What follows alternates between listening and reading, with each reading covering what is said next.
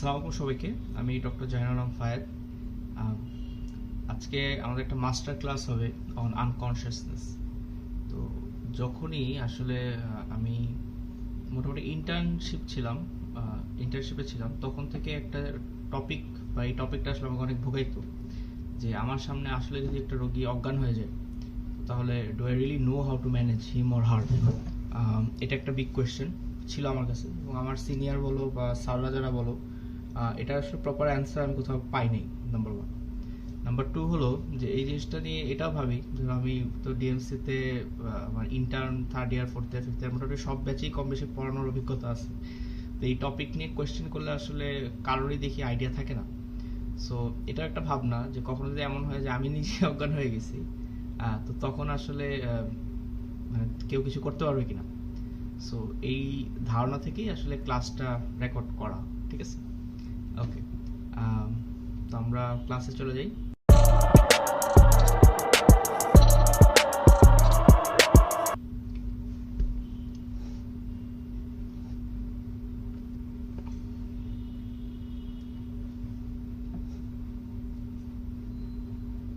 ওকে, তো আনকনশিয়াসনেসের যে টপিকটা, তোমাকে ফার্স্টে এই জিনিসটা বুঝতে হবে যে when we talk about unconsciousness, what do we really mean, তাই না? তো আমরা যদি একটু দেখি, সো ডেভিডসনে আনকনশিয়াসের আসলে প্রপার টার্মিনোলজিটা নাই। Obviously unconsciousness means loss of consciousness, but এটাকে ব্রড হেডিংয়ে দুটা ভাগ করা হয়। ঠিক আছে, আমাদের যখনই একটা আনকনশিয়াসনেসের দিকে আমরা যাই বা আমরা যেতে থাকি, তখন the first step is there is decreased level of consciousness. ঠিক আছে, there is a decreased level of consciousness. জ্ঞানের মাত্রা ফার্স্টে কমতে থাকে। আচ্ছা, এটার পরে you get into full on unconsciousness, তুমি সম্পূর্ণ অজ্ঞান হয়ে যাও। আচ্ছা, এখন এই decrease level of consciousness, it is a medical terminology, but আসলে অজ্ঞান বলতে আমরা কি বুঝি, ঠিক আছে, সেই জিনিসগুলো তোমাদের বুঝতে হবে। তো ডেভিডসনে এই কথাগুলোর ডিরেক্ট ডেফিনেশন দেওয়া, এটা আমরা বুঝবো। The first thing is what is delirium. Delirium is a syndrome of transient reversible cognitive dysfunction that is more common in old age. মানে এই যে ডিক্রিজ লেভেল অফ কনসিয়াসনেস, যে তুমি কাউকে জিজ্ঞেস করতেছো বাবা এখন কয়টা বাজে, সে তোমাকে ঠিক মতো বলতে পারতেছে না, অ্যান্সার দিতে পারতেছে না, this is what you call a decrease level of consciousness. এই জিনিসটা ডেভিডসনের ভাষায় it is a transient reversible cognitive dysfunction. এটাকে আসলে আমরা ডেলিরিয়াম বলতেছি। এবং তোমরা যখনই সারা বলবে যে ও তো একটু জ্ঞানের মাত্রা কম, কি হয়েছে ওর, the terminology is sir he is in delirium, এবং ডেলিরিয়ামের অসংখ্য কজ আছে। নাম্বার ওয়ান, তাহলে ভাই আমরা কোমা বলতে আসলে কি বুঝি, বা ফুল অন আনকনশিয়াসনেস বলতে কি বুঝি? এটা একটা persisting state of deep unconsciousness. In practice it means Glasgow coma scale of 8 or less। হ্যাঁ, তো সাধারণত এই পারসিস্টিং স্টেট যেটা মানে কতক্ষণ থাকে, কারো যদি 24 ঘন্টার উপরে জিসিএস <8 থাকে, আমরা বলবো রোগী কোমায় চলে গেছে। এই শব্দটা দেখার পরে খেয়াল করবা, আমরা অনেক রোগী পাই যারা আসলে কোমাতে আছে, কিন্তু আমরা আসলে বুঝি না, মানে বইয়ের terminology wise they are in coma, but আমরা এই জিনিসটা বুঝি না বা হয়তো ধরতে পারি না। ঠিক আছে, তাহলে দুটা terminology first of all clear হলো যে what is delirium and what is actually coma and what leads the patient to be unconscious at the first period. ধরো কেউ ওয়ার্ডে তোমার ক্লাস নিচ্ছে, একজন স্যার বা সামওয়ান, তো ক্লাস নেওয়ার সাথে সাথে দেখলা যে হুট করে স্যার অজ্ঞান হয়ে গেল, জাস্ট তোমার চোখের সামনে অজ্ঞান হয়ে পড়ে গেল। সো তুমি আসলে কি করবা নেক্সট? এই কোয়েশ্চেনটা আমি অনেকজনকে করছি।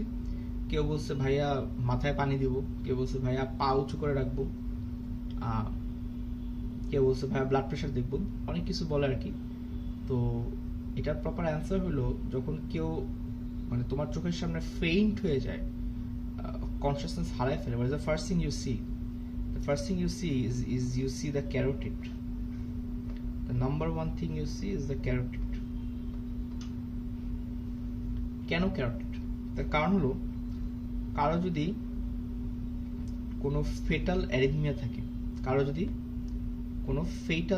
থাকে, দুনিয়াতে ফেটাল অ্যারিথমিয়া বেসিক্যালি মেইনলি দুইটা, একটা হলো ভেন্ট্রিকুলার ফিব্রিলেশন,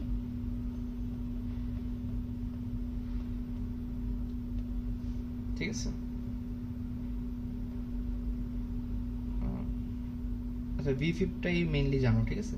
ফেটাল অ্যারিথমিয়া একটাই, ভেন্ট্রিকুলার ফিব্রিলেশন। আলটিমেটলি যে কোনো অ্যারিথমিয়া লাস্ট স্টেজে ভেন্ট্রিকুলার ফিব্রিলেশন হয়।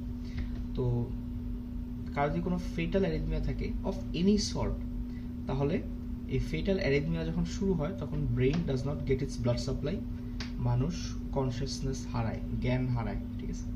তারপরে the first thing you see the carotid, এবং ক্যারোটিডে তুমি যদি দেখো there is no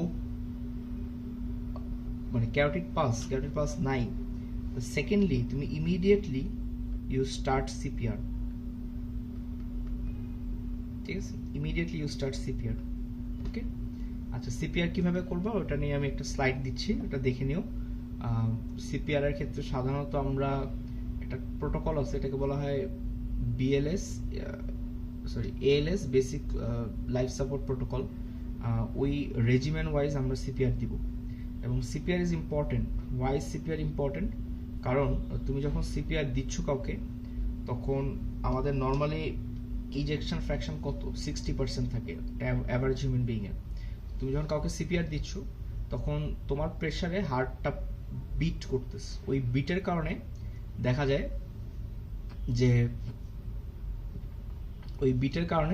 যায় যে পেশেন্টের বডিতে ব্লাড সাপ্লাই হইতে থাকে। তুমি যতক্ষণ সিপিআর দিবা ততক্ষণ ব্লাড সাপ্লাই হবে। আমাদের ডিএমসির এক বড় ভাই ছিল, মোস্ট প্রবাবলি আমার 7-8 ব্যাচ সিনিয়র। ওনার বাবার যখন এমআই হয়, তো উনি ওনার বাবাকে প্রায় 2.5 থেকে 3 ঘন্টা টানা সিপিআর দিছিল, এবং ওই 2.5 থেকে 3 ঘন্টা যদি তুমি টানা সিপিআর যদি উনি না দিত, তখন ওনার বাবা অবভিয়াসলি মারা যেতেন। তো ওই দিন ভাই আমাদের একটা কথা বলছিলেন যে আমি তো আসলে ডাক্তারি পড়ি, আমার খুব একটা ভালো লাগতো না, কিন্তু যেদিন আমার বাবাকে সিপিআর দিয়ে মানে ওনাকে আমি অতটুকু সময় সজাগ রাখতে পারছি বা বাঁচায় রাখতে পারছি, যে উনি একটা প্রপার হসপিটালে ইব্রাহিম কার্ডিকে নিয়ে গেছিল, পরে ইব্রাহিম কার্ডিকে নিল, তারপরে ওনারা এমআই এর ম্যানেজমেন্ট করে, কার্ডিওজেনিক শকে ছিল রোগী, ওই শকের ম্যানেজমেন্ট করে, হ্যাঁ, রোগীকে আবার ফেরত আনছিল। তো উনি ওই দিন বলছিল যে ফায়দ, ওই দিন আমার মনে হয়েছে যে আসলে আমার ডাক্তারি পড়াটা সার্থক, ঠিক আছে? এবং ফেটাল অ্যারিথমিয়া আসলে অনেকেরই থাকে, ঠিক আছে? অনেকেরই থাকে, আমরা ফিল করি না বা আমরা হয়তো জানি না। তুমি যদি 200 জনের একটা ক্রাউডে যাও, অনেকেরই ইরেগুলার হার্টবিট থাকে, ঠিক আছে? যেমন আমাদের নিউরোসার্জারিতে একটা আপু আছেন, she is probably the most active resident I know, মানে ভয়ঙ্কর লেভেলের এনার্জি আপু। কিন্তু আমি মনে হয় আজকে থেকে 3 না 4 সপ্তাহ আগে মাঝে একদিন শুনলাম আপু অসুস্থ। তো ওনাকে মেসেজ দিলাম, আপু কি হয়েছে আপনার? তখন বলতেছে আমি তো হার্ট ফেলিয়ার, আমি হাসপাতালে ভর্তি। তখন তো আমার মনে হয় আল্লাহ, আপনার হার্ট ফেলিয়ার কিভাবে? তখন উনি বললো যে ওনার হার্টে অনেকগুলো অ্যাবারেন্ট পাথওয়ে আছে, এবং she was a patient of supraventricular tachycardia. হ্যাঁ, তো basically any tachycardia, any ectopic heart, এটা আলটিমেটলি ফিব্রিলেশনে যাইতে পারে বা ফেটাল অ্যারিথমিয়া হইতে পারে। তো এটা মাথায় রাখতে হবে তোমাদের, ঠিক আছে? তাহলে the first thing you see is the carotid. ক্যারোটিডে যদি দেখো যে ব্রেইনে মানে ক্যারোটিডে কোনো পালস নেই, দুই পাশে carotid, then you start CPR right away, ঠিক আছে? এবং সিপিআর যতক্ষণ দিবা রোগী ততক্ষণ বেঁচে থাকবে, ইউ কল ফর হেল্প। হ্যাঁ, এটাকে কোড ব্লু বলে বাইরের দেশে, আমাদের দেশে এটা এত নাই। আচ্ছা, so the first is you see the carotid. Secondly তুমি আসলে কি দেখবা, একটা রোগী কেন হঠাৎ করে আনকনসিয়াসনেস হয়ে যাবে। সো খেয়াল করো, ধরো কারো এরকম ফেটাল অ্যারিথমিয়া শুরু হলো, ঠিক আছে? তুমি ক্যারোটিড না দেখে তুমি বুঝতেছো না কি করবা, তুমি দ্রুত সিনিয়র ডাকলা। সিনিয়র আস্তে আস্তে মিনিমাম 5 মিনিটস, এই 5 মিনিটসে ব্রেইনে কিন্তু একটা ফেটাল হাইপক্সিয়া হয়ে গেছে এবং রোগী কিন্তু মারা গেছে, এটা মাথায় রাখবা, ঠিক আছে? তো কেউ যখন কোনো কারণে বা কোনোভাবে কার্ডিয়াক অ্যারেস্টে যায়, ঠিক আছে, একটা ফেটাল অ্যারিথমিয়া যার কারণে ব্রেইনে কোনো ব্লাড যাচ্ছে না এবং রোগী আনকনশিয়াস হয়ে গেছে, this is called cardiac arrest. যখনই কেউ কার্ডিয়াক অ্যারেস্টে যায়, টাইম কোনোদিন তোমার সাথে থাকবে না, ঠিক আছে? এটা মাথায় রাখো। সেকেন্ড ইজ ক্যারোটিড ফার্স্টে দেখলাম, তাহলে ভাই সেকেন্ড কি দেখবো? এখন ক্যারোটিডে দেখলা যে না, পালস ভলিউম ইজ গুড, সেকেন্ডে কি দেখবো? কোনো রোগী যখন তোমার সামনে আনকনশিয়াস হবে তখন কয়েকটা জিনিস চিন্তা করবে। কয়েকটা জিনিসের মধ্যে ইট মাইট বি স্ট্রোক, ঠিক আছে? সেকেন্ড আমরা দেখব প্লান্টার রেসপন্স। ওকে, সেকেন্ড আমরা দেখব প্লান্টার রেসপন্স। তো প্লান্টার অনেক কারণ পাইতে পারো। প্লান্টার তুমি দুই পাশে এক্সটেন্সর পাইতে পারো, এক পাশে এক্সটেন্সর পাইতে পারো। যদি দুই পাশে এক্সটেন্সর পাও তাহলে আসলে তোমার মাথায় রাখতে হবে অনেকগুলো কজ আছে। আমি কয়েকদিন আগে আমার টেলিগ্রাম চ্যানেলে একটা ভিডিও দিছিলাম যেখানে বাইল্যাটারাল প্লান্টার এক্সটেন্সর, আমি নিজেই মনে হয় 7 থেকে 8টা কজ বলছি তোমাদের, ঠিক আছে? তো প্লান্টার বাইল্যাটারালি এক্সটেন্সর পাইলে it's a bit difficult to diagnose, আসলে অনেক কারণ হইতে পারে। মেইনলি এনি সর্ট অফ এনকেফালোপ্যাথিতে পেশেন্ট বাইল্যাটারাল প্লান্টার এক্সটেন্সর হয়, কিন্তু ইউনিল্যাটারাল প্লান্টার রেসপন্স যেটা, যে এক পাশে তুমি পাচ্ছ যে এক্সটেন্সর, এটাকে তোমার মাথায় রাখতে হবে রোগী স্ট্রোক করছে, ঠিক আছে? তখন সাথে সাথে রোগীকে স্ট্রোকের ম্যানেজমেন্ট দিতে হবে। খেয়াল রাখবা সাধারণত স্ট্রোক করে রোগী অজ্ঞান হয় না, মানে ফুল অন আনকনসিয়াসনেসে যায় না। স্ট্রোক করার পরে রোগী যেটা হয় সেটা হলো রোগীর ডেলিরিয়াম হয়। কিন্তু যেই স্ট্রোকে রোগী সম্পূর্ণ অজ্ঞান হয়ে গেছে, তোমাকে মাথায় রাখতে হবে it was a massive stroke, number 1। Number 2, it might have been around the brain stem, হইতে পারে, ঠিক আছে? আমরা অনেক রোগী পাই, ধরো তোমরা তো স্ট্রোক জানো যে ভাই 60 বছর 50 বছর আমি স্ট্রোক চিন্তা করো, ব্যাপারটা এরকম না। আমরা এরকম অনেক রোগী পাই যাদের সাবস্টেন্স অ্যাবিউজ থাকে, ঠিক আছে? উল্টাপাল্টা কিছু খাইছে, ধরো মদ খায়, এলএসডি খায়, ক্রিস্টাল মেথ খায়, অনেক রকম জিনিসপাতি আছে। তো এইসব ওষুধ যেগুলো অ্যাফ্রোডিসিয়াক বা হ্যালোসিনোজেনিক, এরা যেটা করে যে এরা তোমার আলটিমেটলি প্রেশারটা বাড়ায় দেয়, এবং এই ধরনের রোগীদের আমরা দেখি পন্টাইন হেমোরেজ হয়, ঠিক আছে? পন্সে ওই জায়গায় হেমোরেজ হলে আমাদের কনসিয়াসনেস মেনটেন করা হলো রেটিকুলার অ্যাক্টিভেটিং সিস্টেম, যেটা মিড ব্রেইন থেকে শুরু করে মেডুলা অবলঙ্গাটা পুরোটা জুড়ে স্প্রেড করে একটা ফাইবার। তো এই ফাইবারে any pressure around this fibres রোগী আনকনসিয়াস হয়ে যাবে, ঠিক আছে? সাথে সাথে তাহলে প্লান্টার দেখো, if it is stroke do a CT scan.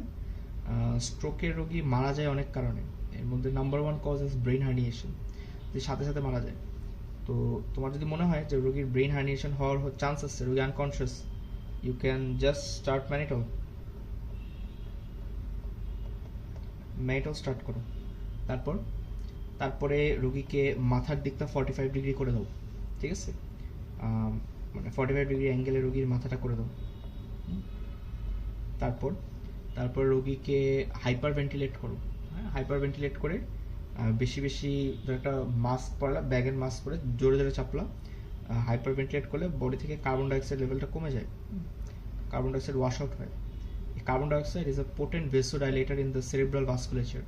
তো কার্বন ডাইঅক্সাইড লেভেল যখন কারো কমে যাবে, ব্রেইনে অত বেশি ব্লাড যায় না। সো ইট ইজ প্রোটেক্টিভ, কারণ ব্রেইনে যখন বেশি ব্লাড যায় না তখন ব্লাডের একটা প্রেশার আছে, তো যার কারণে ইন্ট্রাক্রেনিয়াল প্রেশারটা কমে যায়, ঠিক আছে? ইন্ট্রাক্রেনিয়াল প্রেশারটা কমে যায়। ওকে, এই ইন্ট্রাক্রেনিয়াল প্রেশার কমে গেলে রোগী বেঁচে যাওয়ার চান্স আছে। Next step is you call for a neurosurgeon, ঠিক আছে? সিটি স্ক্যান করলা, স্ট্রোকের ম্যানেজমেন্ট দিলা, অক্সিজেন লাগে রোগী সাধারণত, অক্সিজেন দিলা, then you call for a neurosurgeon. Dhaka মেডিকেলে থাকো, আমাকে কল দিবা, ঠিক আছে? আমরা অপারেশন করে ব্রেনটাকে ফ্রি করে দেওয়ার সুযোগ আমাদের থাকে। ওকে, তাহলে number 1 you saw the carotid, number 2 you saw the plantar response. এবং মনে রাখবা ইয়াং পেশেন্টরা স্ট্রোক করে, যখন একটা ইয়াং পেশেন্ট স্ট্রোক করে it is usually ruptured arteriovenous malformation, ঠিক আছে? অথবা একটা বেরি অ্যানিউরিজম যেটা রাপচার করছে। এভিএম নিয়ে সামনে আমি একটা ভিডিও আপলোড দিব, almost done with the recording, hopefully এই মাসে দিয়ে দিব, ঠিক আছে? তো first thing is you see is the carotid, second you see is the plantar response, ঠিক আছে? তাহলে ভাই এখন থার্ড কি দেখবো? থার্ডে যায় তুমি ব্লাড প্রেশার দেখবে,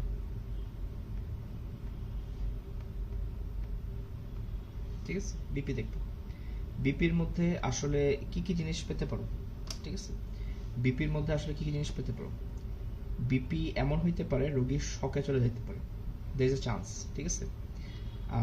যদিও একটা রোগী, ধরো হেলদি রোগী, কোনো কারণ ছাড়া শকে গেছে, এটা ভেরি ভেরি ভেরি আনলাইকলি, মানে অলমোস্ট ইম্পসিবল।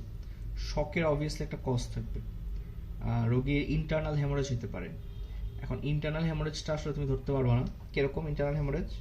ধরো রোজার দিন রোগী উল্টাপাল্টা খাইছে, রোগীর এখানে একটা পেপটিক আলসার পারফোরেশন হয়ে বসে আছে, এখান দিয়ে অনেক ব্যথা, সে ডাক্তার দেখানে আসছে, তো এখানে সব হাইড্রোক্লোরিক অ্যাসিড স্টোমাকে চলে গেছে, জেনারেলাইজ পেট্রোনাইটিস হয়েছে, পেট ব্যথা থাকবে রোগীর, তো এটা একটা হইতে পারে। মহিলা রোগী কোনো কারণ ছাড়া শকে যেতে পারে, একমাত্র মহিলা রোগী কোনো কারণ ছাড়া শকে যেতে পারে। আমার এক স্যার ছিল, উনি বর্তমানে অ্যাসোসিয়েট প্রফেসর। তো স্যার যখন স্টুডেন্ট, আমি স্যারকে আসলে তখন থেকে চিনি, তো স্যার আমাকে অনেক আদর করতো, অ্যান্ড স্যার আসলে খুব ফানিও ছিল। স্যার একদিন বলতেছে আমাকে যে ফায়দা, আমার একটা মহিলা কলিগের সাথে আমি রাউন্ড দিচ্ছিলাম পড়তেছিল, যাই হোক, তো তো হঠাৎ করে দেখে উনি অজ্ঞান হয়ে গেছে, মহিলা অজ্ঞান হয়ে গেছে। তো যেই জায়গায় পড়তেছিল এখানে স্যার আর ওই ম্যাডাম বা আপু, যাই হোক, উনি ছাড়া আর কেউ ছিল না। তখন স্যার বলতেছে যে আমি তো মানে বেকায়দায় পড়ে গেলাম ফাইল, আমি এখন এখান থেকে পালাবো, এখানে বসবো, বসলে সিন ক্রিয়েট হবে, আমি কি মানে পালস প্রেশার দেখবো, সিপিআর দিব, তাইলেও সিন ক্রিয়েট হবে। তো উনি এরকম ভেবাচাকায় পড়ে গেছিল আর কি, ঠিক আছে। পরে যাই হোক, উনি দ্রুত মানুষজন ডাকছে, ডেকে দেখে যে উনি আসলে শকে ছিল, ব্লাড, হ্যাঁ, ওই আপুটা শকে চলে গেছিল। তো মনে রাখবা, if it is a female, কোনো কারণ ছাড়া শকে যাইতে পারে একমাত্র ফিমেলরা। কেন? কারণ মহিলাদের এখানে যদি কোনো রাপচার্ড একটপিক প্রেগনেন্সি হয়, তখন ওভারিয়ান ভেসেল ছিঁড়ে গিয়ে রোগী দ্রুত শকে চলে যেতে পারে। অন্য কারো এরকম উইদাউট হিস্ট্রি কোনো রোগী শকে যায় না, ঠিক আছে। তাহলে এটা ইজ ভেরি ইম্পর্ট্যান্ট, হ্যাঁ। রোগী মাইট বি ইন শক, এটা ফিমেলদের পাবা, মেলে পাবা না। এবং মনে রাখবা, কারো রাপচার একটপিকের ক্ষেত্রে বা এরকম যদি তুমি ফিল করো যে লোয়ার অ্যাবডোমিনাল পেইন সাথে রোগীর শকে, ঠিক আছে, in case of female, then patient rupture একটপিকই হয়েছে, অন্য কোনো কিছু না। এবং রাপচার একটপিক যদি হয়, কারেন্ট বাংলাদেশের সিনারিওতে marriage history is not important, ঠিক আছে, এটা মাথায় রাখবা। শুধু রোগীকে হিস্ট্রি নিবা যে আপনার পিরিয়ড বন্ধ কিনা, হ্যাঁ। যাক, এটা ওই পর্যন্ত যাইতে পারবা না, কারণ তোমাকে শকে ম্যানেজমেন্ট করতে হবে, ঠিক আছে। এবং বেরিলাভে একটা কথা আছে যে দুনিয়াতে যত শক আছে, যদি একটা রোগীকে শকে পাও, consider that the patient is in hypovolaemic shock. টার্মটা এরকম, all shock is a hypovolemic shock unless otherwise proven, number 1.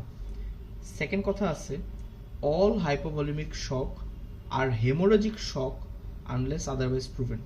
তুমি যদি একটা পেশেন্টকে শকে পাও, তুমি হাইপোভলিমিক বা হেমোরেজিক শক হিসাবে জিনিসটাকে ট্রিট করবা until and unless you get a diagnosis, হ্যাঁ। আচ্ছা, তোমাদের অনেকে এমনি ওয়ার্ডেও পড়ে যাও, এরকম ইতিহাস আছে যে ওয়ার্ডে মেয়েরা পড়ে গেছে। এটারও ব্যাখ্যা আছে। এটার ব্যাখ্যা হলো যে ধরো গরমের দিনে এটা বেশি হয়। গরমের দিনে ধরো কেউ যদি নাস্তা না খেয়ে আসো, প্রেশার কম থাকে, আর ওয়ার্ডের মধ্যে দাঁড়ায় থাকতে থাকতে যে ঘটনাটা ঘটে যে অনেকক্ষণ যখন দাঁড়ায় থাকবা, গ্র্যাভিটির কারণে সব ব্লাড একটু নিচের দিকে চলে যায়, ঠিক আছে, নাম্বার 1। নাম্বার 2 ইজ ডিহাইড্রেশন হয়, ঘামের কারণে কিছু ফ্লুইড বের হয়ে যায়। তো আলটিমেটলি ধরো তোমার ম্যাক্সিমাম ব্লাড পায়ে থাকে, তো যার কারণে ব্রেইনে ব্লাড কম যায়। তখন ব্রেইনে ব্লাড কম গেলে ব্রেইন ফার্স্টে মনে হয় যে একটু লাইট হেডেডনেস হচ্ছে, মাথা হালকা হালকা লাগতেছে, এরপর আস্তে করে তোমরা পড়ে যাও। তো এটা চিকিৎসা হলো রোগীকে শোয়াই দিবা, শোয়াই দিয়ে ওই শরীর ঠান্ডা করার জন্য কিছু দিবা যেন ভেসোকনস্ট্রিকশন হয়। ভেসোকনস্ট্রিকশন হলে ব্লাড প্রেশার বাড়ে। এরপর পা দুটো উঠাই দিবা, মানে শোয়ায়, ধরো এরকম শোয়ায় পা দুটো উঁচু করে রাখবা। উঁচু করে রাখলে পায়ের ব্লাডগুলো নিচে যায়, হার্টে যাবে, হার্ট পরে ব্রেনে পাঠাতে পারে। তো এটা মেয়েদের হয়, এটা কমনলি পাইতাম আমরা, ভেসোভেগাল সিনকপি বলে বা ভেসোভেগাল অ্যাটাক বলে, হ্যাঁ, বা ভেসোভেগাল শকও বলে অনেকে, ঠিক আছে। তো যাই হোক, এটা তো আসলে আনকনসিয়াস হয় না, পেশেন্টের লাইট হেডেডনেস হয়। ওকে, তাহলে কি কি দেখলাম আমরা? ফার্স্টে ক্যারোটিড দেখলাম, সেকেন্ড ইজ তুমি প্লান্টার দেখলে, থার্ড ইজ তুমি ব্লাড প্রেশার দেখলো, ফোর্থ কি দেখবা? ফোর্থ আসলে আঙ্গুলে চলে আসো। ফোর্থে তুমি হাইপোগ্লাইসিমিয়া দেখবা।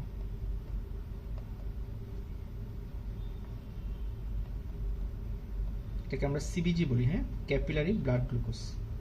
এখন কেন এটা লাস্টে দেখলাম? কারণ হলো কারো হাইপোগ্লাইসিমিয়া হচ্ছে, এটা আসলে বোঝা যায়, হ্যাঁ, কারো হাইপোগ্লাইসিমিয়া হচ্ছে এটা আসলে বোঝা যায়। তো কিভাবে বোঝা যায়? ধরো হাইপোগ্লাইসিমিয়া যখন শুরু হবে, তখন ধরো তোমার ব্লাড সুগার 3-এ চলে আসছে, তুমি হাইপোগ্লাইসিমিয়া শুরু হয়ে যাবে। ব্লাড সুগার 2-এ না নামা পর্যন্ত ইউজুয়ালি ব্রেনে কোনো ইনসাল্ট হয় না, ব্রেনে কিছু হয় না। এবং এই 3 থেকে 2-এ আসতে রোগীর অনেক সময় লাগে, মিনিমাম 30 মিনিটস অ্যান্ড মোর লাগে, ঠিক আছে, 30 মিনিটের বেশি লাগে। এখন ওই 30 মিনিট সময় তো তোমার হাতে আছে, তাই না? এখন কেউ যদি ক্যারোটিনের কারণে মানে ফেটাল অ্যারিথমিয়া হয়, তোমার হাতে কোনো সময় নেই। তারপরে তোমার যদি স্ট্রোক করো, স্ট্রোকে যদি কারো যে ব্রেন হার্নিশন একবার হয়ে গেলে ইরিভার্সিবল, রোগী মারা যাবে, শেষ, খেলা শেষ। কেউ শকে থাকে, শকের ক্ষেত্রে টাইম ভেরি ইম্পর্টেন্ট, কারণ ফ্লুইড দিয়ে হয়তো ম্যানেজ করা শুরু করলাম, বাট ব্লাডটা ম্যানেজ করতে টাফ। হাইপোগ্লাইসিমিয়া তোমাকে টাইম দিবে, ঠিক আছে?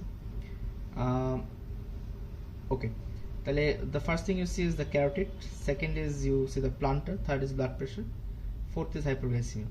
এখন হাইপোগ্লাইসিমিয়ার মধ্যে হাইপোগ্লাইসিমিক কোমা বলে একটা টার্ম আছে, ঠিক আছে? হাইপোগ্লাইসিমিয়া যখন রোগী অজ্ঞান হয়ে যায়, it is termed as hypoglycaemic coma. How do you manage this? তো ডেভিডসনে কয়েকটা কথা বলা আছে। ডেভিডসনে 1 নম্বরে বলা 1 গ্রাম গ্লুকাগন আইএম। এটা আমি যখন আমার ইন্টার্নদের ধরতাম, সেদিনও একদিনকে ধরছিলাম, দেখলাম এটা আসলে কেউ জানে না। তো 1 গ্রাম গ্লুকাগন আইএম। তো আর কেউ যদি খুব ব্রিলিয়ান্ট হয়, যারা ধরো ডেভিডসন পড়ছে, তারা বলতে পারে, কিন্তু তাদের আসলে লাভ হয় না। হ্যাঁ, সেকেন্ড ইজ 50% ডেক্সট্রোজ সলিউশন, ঠিক আছে? ডেভিডসনের দুটো জিনিসের কথা লেখা আছে। তো 1 নম্বর, যদি তুমি 1 গ্রাম গ্লুকাগন আইএম এর কথা ভাবো, এটা বাংলাদেশে অ্যাভেলেবল না, ঠিক আছে? ডেভিডসনের চিকিৎসা, তো এটা বাংলাদেশে অ্যাভেলেবল না, এটা তুমি বাংলাদেশে খুঁজে পাবো না। রোগীকে আনতে দিলে যে টাইমে রোগী আনবে, সেই টাইমে ওই রোগী উপরে চলে যাবে, আসমানে চলে যাবে, তো ইট ডাজন্ট ওয়ার্ক। সেকেন্ডলি, তুমি যদি কাউকে 50% ডেক্সট্রোজ লিখে দাও, সেটাও পাওয়া যায় না বাংলাদেশে, ঠিক আছে? বাংলাদেশের মার্কেটে 50% ডেক্সট্রোজ ইজ নট অ্যাভেলেবল। তাহলে বাংলাদেশে আসলে কি পাওয়া যায়? বাংলাদেশে পাওয়া যায় 25% ডেক্সট্রোজ, এটা নিউট্রিডেক্স নামে পাওয়া যায়। 50 ml থাকে, এটা নিয়ে সাথে সাথে আইভি দিয়ে দিতে হয়। হ্যাঁ, তাহলে এই শিক্ষাটা যে আসলে বাংলাদেশে কি থাকে, এটাই হলো আসলে তোমার ইন্টার্নশিপের নলেজ। আর এটা বইয়ে লেখা নেই, বাট আমি যেটা করি, একটা infusion dextrose containing solution DNS 1 litre এটা রানিং দিই, কারণ এটার মধ্যে কিছু হলেও তো ডেক্সট্রোজ থাকে, তাই না? তো 25% ডেক্সট্রোজ আনতে আনতে রোগীর যখন ঢাকা মেডিকেলে এটা সাপ্লাই থাকে না, তো আনতে আনতে রোগীদের মিনিমাম 20 থেকে 30 মিনিটস লাগে মিনিমাম। তো till that time this will help you, ঠিক আছে? ওকে, এই কয়েকটা গেল। তাহলে these are the main reasons. কোনো রোগী যদি তোমার চোখের সামনে তুমি দেখো রোগী আনকনসিয়াস হয়েছে, তাহলে these are the main reasons, ঠিক আছে? এখন ধরো এটা হলো একটা রোগী সাডেনলি আনকনসিয়াস হয়ে গেলে, these are the things you think of. এটা তোমার হইতে পারে, আমার হইতে পারে, যে কারো হইতে পারে। এই 4টা যখন দেখে ফেলবা, এরপরে তুমি আরো ব্রড হেডিংয়ে যাবা, ঠিক আছে? তাহলে ব্রড হেডিংয়ে আসলে কি কি? ব্রড হেডিং হলো যে আর কি কি আছে কজেস অফ কোমা, ডেভিডসনের বক্স। এই ব্রড হেডিং এ যখনই যাবা, তখন তোমার হিস্ট্রি লাগবে। হিস্ট্রি ছাড়া ব্রড হেডিং এর কোনো কজ পাবা না, ঠিক আছে? ধরো একটা রোগী ভর্তি, তো ধরো একটা ড্রাগ ওভারডোজ হয়েছে একটা রোগী, তো তুমি তো জানো যে রোগী হলো একটা টক্সিক পেশেন্ট, হ্যাঁ, বা কোনো কারণে কিছু একটা খাওয়াই দিছিল, any sort of toxins of any sort, ঠিক আছে? খাওয়ায় তোমার কাছে আসছে, ইমার্জেন্সিতে আসছে, তখন ধরে নিতে হয় গায়ে তোমার এই যে টক্সিন খাওয়াইছে বা মদ খাওয়াইছে বা অজ্ঞান করার জন্য যাই খাওয়াক না কেন, এটা গায়ে আসলে পাওয়া যায়, ঠিক আছে? স্মেল শুনলে পাওয়া যায়। তো তখন ফার্স্ট আমরা স্টোমাক ওয়াশ দিব, উইদিন 2 to 4 আওয়ার্স আমরা স্টোমাক ওয়াশ দিই, ঠিক আছে? কারণ স্টোমাকে একটা খাবার থাকে মোটামুটি 4 ঘন্টা, 4 ঘন্টার মধ্যে তুমি যদি স্টোমাক ওয়াশ দাও, স্টোমাক থেকে ইটসেলফ কিছু অ্যাবজর্ব হয়, কিন্তু স্টোমাক ওয়াশ দিলে ম্যাক্সিমাম বাল্ক অফ দ্য খাবার বাইরে চলে আসে। বাইরে চলে আসলে ওটা সিস্টেমিক অ্যাবজর্পশন হয় না, রোগী বেঁচে যাওয়ার একটা চান্স থাকে। এরপর ড্রাগ ওভারডোজ আসলে there is nothing you can do, just support. তোমরা অনেকে ভাবো যে ড্রাগ ওভারডোজে ভাই কি করবো? Just support. রোগীর এয়ারওয়ে, রোগীর ব্রিদিং, রোগীর সার্কুলেশন, রোগীর নিউরোলজি অ্যান্ড রোগীকে এক্সপোজার, মানে এক্সপোজার বেসিক্যালি টেম্পারেচার কন্ট্রোল আর কি, এই 5টা জিনিস রোগীর মেনটেন করে দিতে হয়, ঠিক আছে? আচ্ছা, যে কোনো ড্রাগ তোমার বডির, স্পেশালি তোমার কিডনির ক্যাপাসিটি আছে টু এটাকে বের করে দেওয়ার, কিন্তু যতক্ষণ ড্রাগটা বডিতে আসে, ততক্ষণ ড্রাগটা তোমার সেন্ট্রাল নার্ভাস সিস্টেমকে ডাউন করে দিতে পারে, ঠিক আছে, ডাউন করে দিতে পারে। ততক্ষণ তুমি কি করবা? ততক্ষণ সামটাইমস রোগীর আইসিইউ সাপোর্ট লাগে, সামটাইমস রোগীর আইসিইউ সাপোর্ট লাগে। ধরো আমাদের এক ব্যাচমেট ফাইনাল প্রফের আগে, ডিএমসিতে একটা ট্রেডিশন আছে, ফাইনাল প্রফের আগে মোটামুটি সবাই কম বেশি, মানে প্রতি ব্যাচেই কেউ না কেউ এরকম থাকে, হিস্ট্রি থাকে যে ফাইনাল প্রফের আগে পালাই গেছে। ঠিক আছে, কেউ বাড়ি চলে যায়, কেউ সুন্দরবন যায়, কেউ মানে অন্য কারোর সাথে পালায় যায়, এরকম হয় আর কি। এটা ইতিহাস, ঢাকা মেডিকেলের ইতিহাস। ঠিক আছে, এটা আমরা প্রতি ব্যাচেই কেউ না কেউ পালাইছে, এবং যে পালায় তার ব্যাপারে ধর পুরো ডিএমসি জানে, এরকম একটা ঘটনা ঘটে। তা আমাদের ব্যাচে এরকম একটা ছেলে ছিল। তো এই ছেলেটা প্রফের আগে সুইসাইড করতে গেছে, স্ট্রেস দিতে পারতেছে না, সুইসাইড করতে গেছিল। যখন সুইসাইড করতে গেছিল, একটু বোকা ছিল, ও খাইছে ঘুমের ওষুধ বেনজোডায়াজেপিন। তো বেনজোডায়াজেপিন খায় মরতে কিন্তু অনেকগুলো খাওয়া লাগে, হ্যাঁ, ও 40টা খাইছিল। 40টা খায় কেউ আসলে মরে না, ঠিক আছে, আরো অনেক বেশি খাওয়া লাগে। কিন্তু তোমরা জানো যে বেনজোডায়াজেপিনের কাজ কি? বেনজোডায়াজেপিনের কাজ হলো সে সেন্ট্রাল নার্ভাস সিস্টেমকে ইনহিবিট করে। সেন্ট্রাল নার্ভাস সিস্টেম কাজ করে না, যখন কাজ না করে তখন রোগী জিসিএস কি হয়ে যায়, কমে যায়, এবং জিসিএস যখনই কারো 8-এর নিচে নামে সে তার নিজের রেসপিরেশন মেনটেন করতে পারে। তো ওই টাইমটা তুমি যদি রোগীকে জাস্ট একটা আইসিইউ সাপোর্ট দিতে পারো, আইসিইউতে ইনটিউবেট করে রাখো রোগী, ততক্ষণে দেখবা যে রোগীর শ্বাস প্রশ্বাস মেনটেন হচ্ছে ওই মেশিন দিয়ে, এবং রোগীর ব্লাডে যতটুকু ড্রাগ আছে এটা বডি নিজে নিজে এটা ক্লিয়ার করবে। ঠিক আছে, তো তো এটা রোগী বেঁচে যায় আর কি। তো যাই হোক, ছেলে পরে বেঁচে যায়, অনেক পরে ফাইনাল প্রফ পাস করছে। তো ড্রাগ ওভারডোজ ওয়ান কজ, ডায়াবেটিসের এগুলো বলে ফেলছি, মেইনলি হাইপোগ্লাইসিমিয়াতে রোগী অজ্ঞান হয়, আর কিটো অ্যাসিডোসিস, হাইপারঅসমোলার কোমা, এগুলো একদম মেডিসিনের পড়া, এগুলো হয়তো ইন্টার্নশিপে শিখবা। ঠিক আছে, হাইপোনেট্রিমিয়া হইতে পারে। Out of all the electrolyte মাথায় রাখবা সোডিয়ামের সবচেয়ে বেশি কন্ট্রোল আছে তোমার কনসিয়াসনেসের উপর। ঠিক আছে, ইউরেমিক এনকেফালোপ্যাথি হইতে পারে, এটা ইউরেমিয়া না, ঠিক ইউরেমিক এনকেফালোপ্যাথি। এটা ধরো রোগী যদি সিকেডিতে থাকে। তারপর এটা হলো হেপাটিক এনকেফালোপ্যাথি, মানে encephalopathy due to any cause. এখন এগুলো বুঝবা কেমনে? ধরো হাইপোনেট্রিমিয়া, এই তিনটা বা এই সবগুলোতেই, এগুলো সবগুলোতে বাইল্যাটারাল প্লান্টার এক্সটেন্সর পাবো, বাইল্যাটারাল এক্সটেন্সর। ঠিক আছে, কিন্তু এগুলো আসলে রোগীর হিস্ট্রি জানা লাগে। ধরো হেপাটিক ফেলিয়ার আছে রোগীর সিএলডির কোন একটা স্টিগমাটা থাকতে হবে, অথবা হেপাটিক ফেলিয়ার হয় নাপা খাইলে, ধরো রোগী 20টা নাপা খাই ফেলছে, এরকম হিস্ট্রি থাকতে হবে। উইদাউট হিস্ট্রি তুমি এই স্পেসিফিক ম্যানেজমেন্ট আসলে পারবা না। কিন্তু রোগী যদি কোমায় চলে যায়, জাস্ট রোগীকে আইসিইউ সাপোর্ট দিলে you have time to get a diagnosis এবং বেঁচে যাওয়ার চান্স আছে। ঠিক আছে, respiratory failure due to any cause, hypothermia, এটা বাংলাদেশে আমরা পাই না, কারণ বাংলাদেশের ফ্রিজিং টেম্পারেচার না। হাইপোথাইরয়েড, অনেক সিভিয়ার হাইপোথাইরয়েড হয়ে গেলে, হাইপোথাইরয়েড বডির মেটাবলিজম স্লো হয়ে যায়। তো ভেরি সিভিয়ার হাইপোথাইরয়েড, যেটা মেটাবলিজমকে এত কমায় দিচ্ছে, তখন দেখা যায় রোগী আনকনশিয়াস হয়। ট্রমার হিস্ট্রি থাকবে, এটা আমরা নিউরোসার্জনরা ডিল করি, this is not for you guys. Vascular disease, এগুলো নিয়ে আমি অলরেডি কথা বলছি, পাইতে পারো, ইউনিল্যাটারাল প্লান্টার এক্সটেন্সর পাবা। হ্যাঁ, আচ্ছা, ইনফেকশনের কারণে হইতে পারে মেনিনজাইটিস, মেনিনজোএনকেফালাইটিস, এই দুইটাতে রোগীর প্রচন্ড জ্বর থাকবে। ঠিক আছে, সেরেব্রাল অ্যাবসেসও জ্বর থাকবে। এগুলো আসলে হিস্ট্রি ছাড়া আলাদা করা যায় না। আদার কজ আছে ব্রেইন টিউমার, এপিলেপসি, ফাংশনাল, এগুলো আসলে রোগী আগে থেকে হিস্ট্রি দিবে। ব্রেইন টিউমারে রোগীর সিভিয়ার হেডেক থাকে, যার এপিলেপসি থাকে তো অবভিয়াসলি এপিলেপসির কারণে তো তুমি জানবা যে রোগীর খিচুনির সমস্যা ছিল, এখন অজ্ঞান হয়ে গেছে। আর সিউডোকোমা হলো তোমার বেসিকলি মানে ভং ধরা আর কি, এই HCR বলি আমরা, হিস্টেরিক কনভার্সন রিয়াকশন। ঠিক আছে, ভং ধরা, এটা অনেক মেয়ে পাবা, প্রচুর মেয়ে পাই, এগুলো দেখছি আর কি জীবনে। আচ্ছা, এটা হলো কোমার একটা কজ, ডেভিডসনের বক্স, আর এটাও ডেভিডসনের বক্স, এটা ভেরি ইম্পর্টেন্ট। হ্যাঁ, তো এখানে বেসিক্যালি বলছে যে কি কি কজ তুমি চিন্তা করবা, যে রোগীর যদি ডেলেরিয়াম হয়, হঠাৎ করে মানে জ্ঞানের মাত্রা কম হয়, ওটা things you think of. Number 1 is infection, any infection, যখন এটা আরেকটু বেশি সিভিয়ার হয়ে যায়, সেপসিস হয়, মানে ব্লাডে ছড়া যায়, তখন রোগীর বিপি কমতে থাকে, এবং বিপি যখন কমতে থাকে তখন রোগী ব্রেইনে ব্লাড কম যায়, রোগী জ্ঞানের মাত্রা কমে যায়। তাহলে কমন কজ অফ সেপসিস হলো pneumonia, UTI, cellulitis abscess, gram negative sepsis.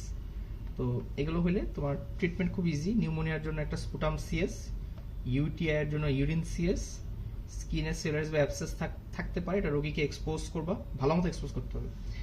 Usually অ্যাবসেসে অনেক গন্ধ হয়। ঠিক আছে, আমরা একটা মহিলা পাইছিলাম, উনি যাক মেডিসিনের একটা কজ উনি ছিল, ভর্তি ছিল, তো ওই কজটা ভালো হয়ে গেছিল। তো পরে ওনার দেখলো প্রচণ্ড জ্বর, ট্যাকিকার্ডিয়া, ট্যাকিপনিয়া, ডাব্লিউবিসি কাউন্ট 22,000। তো এগুলো যখন পাবা, এটা সিস্টেমিক ইনফ্লামেটরি রেসপন্স সিনড্রোমের ফিচার, সার্সের ফিচার।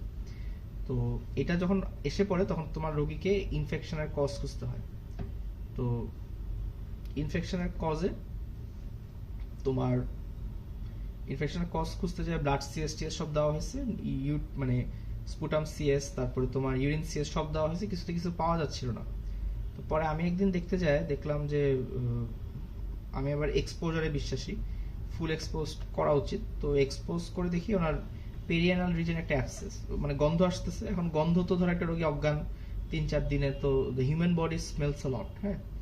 তখন ফুল এক্সপোজ করার পরে দেখলাম পেরিয়ানাল রিজনে অ্যাবসেস। তো ওই অ্যাবসেসটা ছিল ওনার ফোকাই অফ ইনফেকশন। তো পরে আমরা অ্যাবসেসটা ড্রেন করি, ভালো হয় পরে উনি, হ্যাঁ। তো এটা আসলে দেখা উচিত সবসময়, এই ইয়েটা মাথায় রাখবা যে you have to expose the patient fully, এবং তোমাকে ফুল অন দেখতে হবে, হ্যাঁ। আচ্ছা, তাহলে এটা একটা কজ বললাম। সেপসিসে যখন যায় রোগী হয়, ইনফেকশনের কারণে ডেলিরিয়ামে যায়। Metabolic disturbance due to any cause, এটা অলরেডি কথা বলে ফেলছি, পুরো মেটাবলিক প্যানেল পাঠাইতে হয়, হ্যাঁ। Toxic insult is basically when you have consume a lot of drugs, এটা আসলে আলাদা করে ধরতে পারবা না। বাংলাদেশে স্পেসিফিক ড্রাগের জন্য কজ পাওয়া যায় না, বাট টিল দেন ড্রাগ কজের ভালো হলে ড্রাগ নিজে নিজেই বডি মানে রিমুভ করে, just to support the patient till then. Acute neurological condition, যে স্ট্রোক, এগুলো নিয়ে কথা বলে ফেলছি। জাস্ট প্লান্টার দেখবা, আর ব্রেইনের প্যানেল যা আছে পাঠাবা, সিটি ব্রেইন পাঠাবা, লাম্বার পাংচার করবা, ঠিক আছে। বিলি সিটি স্ক্যানটাতেই হয়ে যায়। আর এই যে রেসপিরেটরি কিছু কজ আছে যেগুলোতে ধরো রোগীর গ্যাসিয়াস এক্সচেঞ্জে প্রবলেম হয়, ব্রেইনে ব্লাড যায় ঠিকই, অক্সিজেন কম যায়, অক্সিজেন কম গেলে রোগী ডেলিরিয়া দেখা যায়। যে রেসপিরেটরি যেসব কজ আছে সেগুলোতে মেইনলি যেটা হয় যে তুমি টিল দেন আসলে তুমি ইয়ের ফিচার পাবা, রোগী চেস্ট পেইন থাকতে পারে, শর্টনেস অফ ব্রেথ থাকতে পারে, সেগুলো নট দ্যাট ইম্পর্টেন্ট। আচ্ছা, তাহলে আমরা আবার একটু সামারাইজ করি actually what is that we are looking at. তো কারো যদি এরকম হয় যে অজ্ঞান হয়ে গেছে, so is the first thing you see obviously the carotid, এটা নিয়ে কোনো কথা নেই। তাহলে সেকেন্ড আমি আসলে কী দেখব, ক্যারোটিডে দেখতে হবে যে প্রপারলি ব্লাড যাচ্ছে কিনা ইনটু দ্য হার্ট। তা যদি না হয়ে থাকে পেশেন্ট কার্ডিয়াক অ্যারেস্টে গেছে, কার্ডিয়াক অ্যারেস্টে গেলে সিপিআর করাটা ফরজ, সিপিআরে চলে যাবো। সো সেকেন্ড যে জিনিসটা দেখবা সেটা হলো প্লান্টার রেসপন্স। যদি বাইল্যাটারাল প্লাল তাহলে এনকেফালোপ্যাথি, আর ইউনিল্যাটারাল প্লাল এটা স্ট্রোকের দিকে ইন্ডিকেট করে। Third is you see the blood pressure. Blood pressure ক্ষেত্রে যে জিনিসটা মাথায় রাখতে হবে, treat everything as if it is hypovolaemic shock যদি রোগী শকে থাকে, আর treat every shock as if it is a haemorrhagic shock, ঠিক আছে। ওকে, এর বাইরে তুমি নেক্সটে যাই দেখবে হলো হাইপোগ্লাইসিমিয়া। তো হাইপোগ্লাইসিমিয়াতে এমন হয় যে এমন হতে পারে যে ধরো